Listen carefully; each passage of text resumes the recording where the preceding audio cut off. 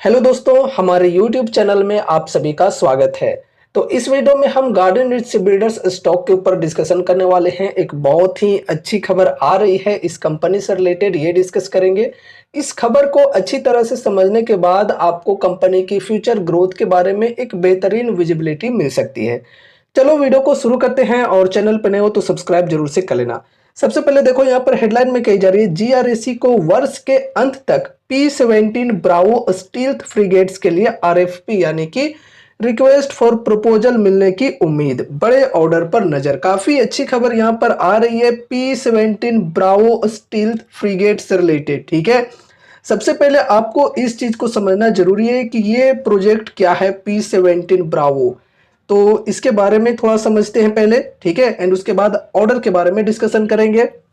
P-17 Bravo frigate Bharat के स्वदेशी युद्धपोत निर्माण कार्यक्रम में अगला विकास है, जो पहले के P-17 शिवालिक क्लास और P-17A नीलगिरी क्लास फ्रिगेट की सफलता पर आधारित है। ठीक है, तो देखो यहाँ पे अगर हम पहले ये प्रोजेक्ट्स की बात करें, लाइक P-17 शिवालिक क्लास और P-17A नीलगिरी क्लास, तो इन्हीं का एक एडवांस्ड यहाँ पर ये प्रोजेक्ट होने वाला है P-17 ब्रावो। ठीक है, जिसके तहत एडवांस्ड इंडिजिनियस वॉरशिप बनाए जाएंगे भारत में। ठीक है, इन स्टील्थ फ्रिगेट में उन्नत रडार एवेडिंग तकनीक होंगी, अत्याधुनिक निर्देशित मिसाइल प्रणाली और उन्नत पनडुब्बी रोधी युद्ध क्षमताएं होने की उम्मीद है।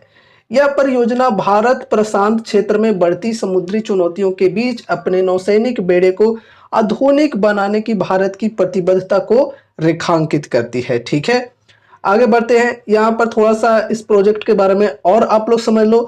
देखो यहाँ पर कही जा रही है P-17B will be N improved variant of P-17A design. जो अभी हमने डिस्कस किया कि इससे पहले यानी कि P-17B से पहले का जो प्रोजेक्ट है ये P-17A है।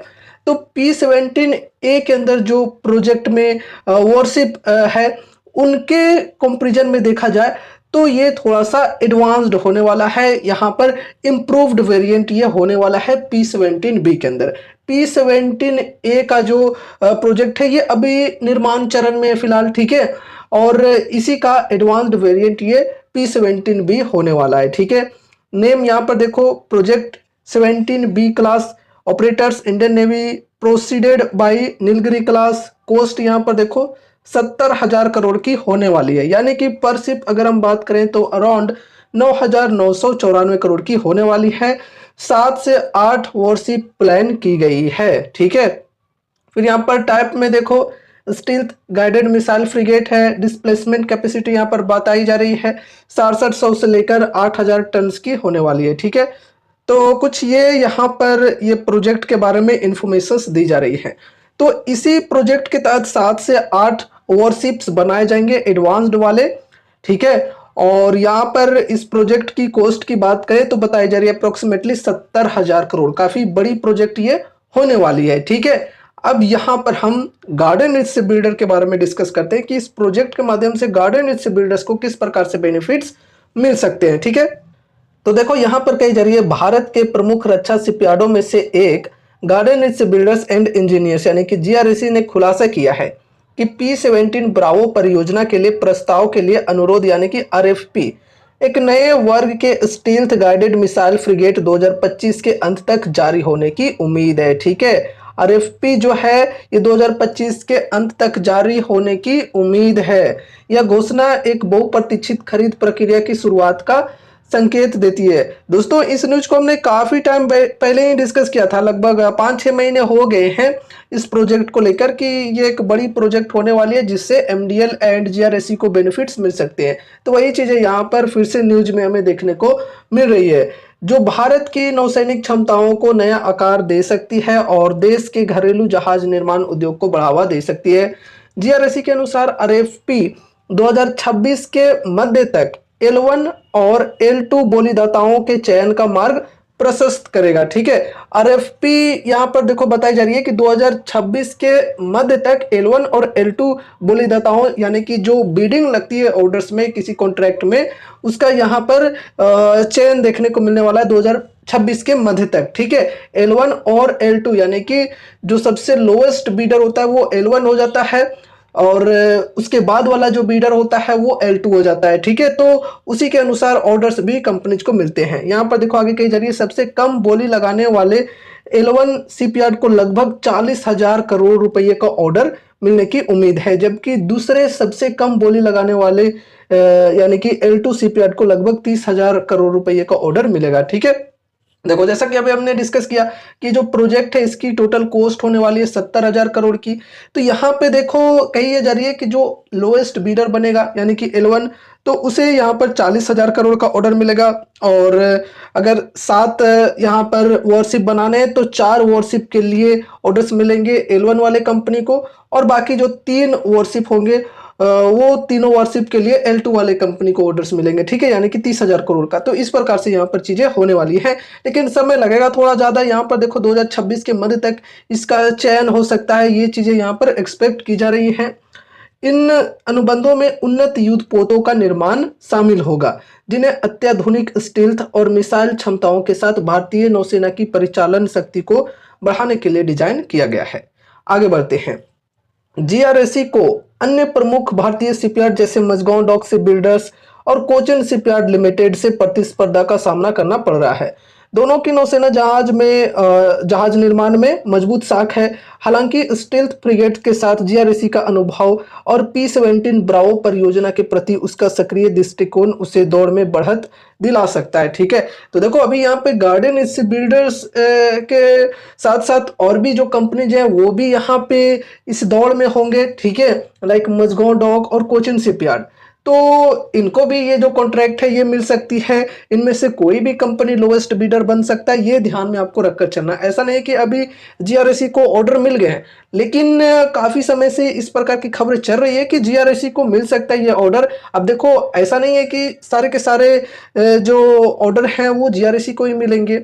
यहाँ पे कुछ कोचिन शिपयार्ड या फिर मझगांव डॉक को भी मिल सकते हैं, जैसा कि हमने पहले की वीडियो में डिस्कस किया था कि जो 7 फ्रिगेट्स बनाए जाएंगे 70,000 करोड़ की यहाँ पर ये प्रोजेक्ट की कॉस्टिंग होने वाली है। तो इसमें से 4 फ्रिगेट्स के लिए मझगांव डॉक को मिल सकता है और 3 के लिए जीआरएसी को मिल सकता है। ये काफी समय पहले से ही खबरों में चल रही है। बाकी देखते हैं आगे चलकर क्या कुछ चीजें होती हैं। जो भी कंपनी यहाँ पर ये ऑर्डर को विन करती है उनको बेनिफिट्स मिलेंगे। डिपेंड करता है कि कौन सबसे कम बोली लगाता है, L1 L2, इस प्रकार से जो भी विन करेगा उन्हें ऑर्डर्स मिलेंगे, ठीक है। लेकिन देखा जाए तो ऑर्डर की जो वैल्यू है ये काफी बेहतरीन है। 30,000 करोड़ और 40,000 करोड़ बढ़िया है, ठीक है। थोड़ा सा समय लगेगा, ये आपको ध्यान में रखकर चलना है। तो ये खबर है दोस्तों जीआरएसी से रिलेटेड, और इस खबर के माध्यम से हमें ये समझने को मिलता है कि आगे चलकर कंपनी को बढ़िया तरीके से ऑर्डर मिल सकते हैं, बड़े ऑर्डर्स मिल सकते हैं ये फ्रिगेट्स को बनाने के लिए, ठीक है। लेकिन समय थोड़ा सा लगेगा। अभी चूंकि पूरा बाजार में क्रैश की स्थिति बनी हुई है, और स्पेशली अगर हम डिफेंस सेक्टर की बात करें तो पिछले कुछ समय में बढ़िया रिटर्न्स बनाकर दिए। अभी डिफेंस सेक्टर के जो स्टॉक्स हैं वो अंडर परफॉर्म कर रहे हैं, क्योंकि हाई वैल्यूएशन हो गए थे। अब वैल्यूएशन के अनुसार अगर रिजल्ट्स नहीं आते हैं तो स्टॉक के अंदर पिटाई होगी। तो वो चीजें हमें देखने को मिल रही है फिलहाल के समय में डिफेंस एंड रेलवे शेयरों में। और यहाँ पे अगर हम कहें पीएसयू शेयरों में तो वो चीजें बनी हुई है। पीएसयू के अंदर जो वैल्यूएशन है वो काफी एक्सपेंसिव हो रखी थी, और बस करेक्शन के लिए एक वजह चाहिए था। अब वजह मिल चुका है, पूरे बाजार के अंदर ही सेलिंग प्रेशर बना हुआ है। साथ ही साथ कंपनीज के रिजल्ट्स भी अच्छे नहीं आ रहे हैं। जिस प्रकार की वैल्यूएशन है वैसे रिजल्ट्स भी तो आने चाहिए, तो वैसे रिजल्ट्स नहीं आ रहे हैं, उस वजह से गिरावटें चल रही है। और जीआरएसी के अंदर भी तकरीबन 50-60% की करेक्शन हमें देखने को मिल चुकी है। लेकिन लॉन्ग टर्म के लिए देखा जाए तो चलो ठीक है। एक चीज और दोस्तों, अगर हम जीआरएसी के मार्केट कैप की बात करें तो तकरीबन 15,000 करोड़ की है, लेकिन मार्केट कैप की तुलना में ऑर्डर बुक की बात करें तो ऑर्डर बुक काफी शानदार है। 23,000 करोड़ से लेकर 24,000 करोड़ के बीच में ऑर्डर बुक है कंपनी की। तो स्ट्रॉन्ग ऑर्डर बुक हमें फ्यूचर रेवेन्यू ग्रोथ की गाइडेंस देती है। ये जो ऑर्डर बुक की वैल्यू आप लोग देख रहे हो ये फ्यूचर में कंपनी की रेवेन्यू के अंदर कन्वर्ट होते हुए देखने को मिलेंगी, जैसे जैसे कंपनी अपने ऑर्डर्स को एग्जीक्यूट करते जाती है। तो अच्छी बात है। अब दोस्तों देखो यहाँ पे ये जो कंपनी है ये डिफेंस सेक्टर के अंदर शिप बिल्डिंग के सेगमेंट में काम करती है। तो शिप बिल्डिंग के अंदर अगर आपको इंटरेस्ट है और हाई रिस्क के साथ चलना चाहते हो तो ही इस कंपनी के ऊपर अपनी स्टडी किया करो। अगर आप ज्यादा रिस्क नहीं लेना चाहते हो लेकिन आपको शिप बिल्डिंग के सेगमेंट में ही चलना है तो आपके पास मजगॉन डॉक का ऑप्शन है, ठीक है, तो आप उसके ऊपर अपनी स्टडी कर सकते हो। अब देखो ये कोई रिकमेंडेशंस या फिर एडवाइजरी नहीं है, ये ध्यान में रखकर चलना, ठीक है। तो अगर आपको समझ में आता है कोई स्टॉक तो ही इन्वेस्टमेंट करना चाहिए, ऐसा नहीं कि सिर्फ दूसरे के कहे सुने में आकर इन्वेस्ट कर दिया। अगर आपके फाइनेंशियल एडवाइजर है तो उनसे एक बार कंसल्ट जरूर से करना कोई भी इन्वेस्टमेंट रिलेटेड डिसीजंस लेने से पहले, क्योंकि यहाँ पर मैं जो भी चीजों को समझा रहा हूँ वो सिर्फ और सिर्फ एजुकेशनल पर्पज से समझा रहा हूँ। आप सभी को कोई भी एडवाइजरी या फिर रिकमेंडेशंस मैं नहीं दे रहा हूँ कि इस स्टॉक के अंदर बाइंग करनी है या फिर सेलिंग करनी है वगैरह वगैरह, ठीक है। तो ये रही हमारी आज की वीडियो। उम्मीद है कि इस वीडियो के माध्यम से आपको कुछ यूजफुल इन्फॉर्मेशन मिले होंगे। तो वीडियो को लाइक करके चैनल को सब्सक्राइब कर देना और मिलते हैं अगले नए वीडियोज के साथ। तब तक के लिए बाय बाय।